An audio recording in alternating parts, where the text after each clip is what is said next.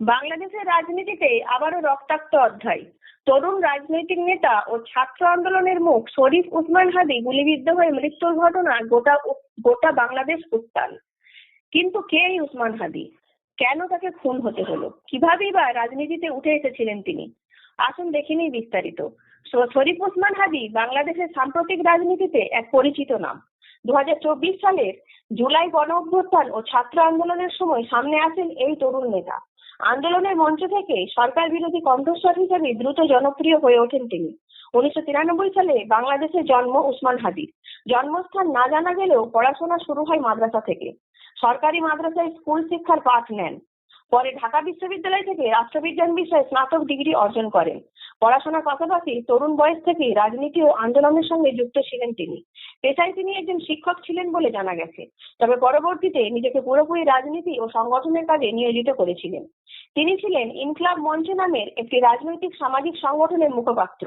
মূলত আওয়ামী লীগ বিরোধী বক্তব্য, রাজনৈতিক সংস্কারের দাবি ও তরুণদের সংগঠিত করাই ছিল তার মূল কাজ। আওয়ামী লীগের বিরোধিতার সঙ্গে ভারত বিরোধী কথা উঠে এসেছে তার বক্তব্যে। চরম ভারত বিদ্বেষ বক্তব্য ও তার সেই মনোভাব ছড়িয়ে দিতেন যুব সমাজের মধ্যে। বাংলাদেশের আসন্ন জাতীয় নির্বাচনে ঢাকা ৮ আসন থেকে স্বতন্ত্র প্রার্থী হওয়ার ঘোষণাও দিয়েছিলেন তিনি। গত 12ই ডিসেম্বর ঢাকার পল্টন এলাকায় প্রকাশ্য রাস্তায় গুলি চালানো হয় এই উসমান হাদির উপর। রক্তাক্ত অবস্থায় তাকে ডামেক হাসপাতালে ভর্তি করা হয়।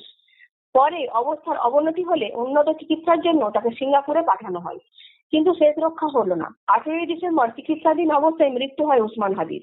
উসমান হাদির মৃত্যুর খবর ছড়িয়ে পড়তেই বাংলাদেশ জুড়ে শুরু হয় বিক্ষোভ।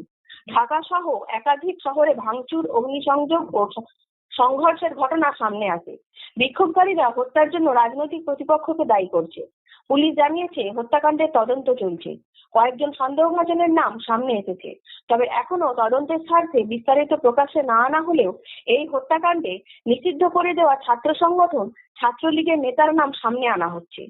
এই হত্যাকাণ্ডে জড়িতরা নাকি ভারত পালিয়ে এসেছে বলে প্রচার করা হচ্ছে বাংলাদেশে। তরুণ নেতা উসমান হাদির মৃত্যু শুধু একটি হত্যাকাণ্ড নয়, এটি বাংলাদেশের অস্থির রাজনৈতিক বাস্তবতার আরো এক রক্তাক্ত দলিল। এই মৃত্যু কোন দিকে মোড় নেবে বাংলাদেশের রাজনীতি, সেদিকেই এখন গোটা বাংলাদেশ তাকিয়ে। আরও আপডেট পেতে সাবস্ক্রাইব করুন বিডি নিউজ।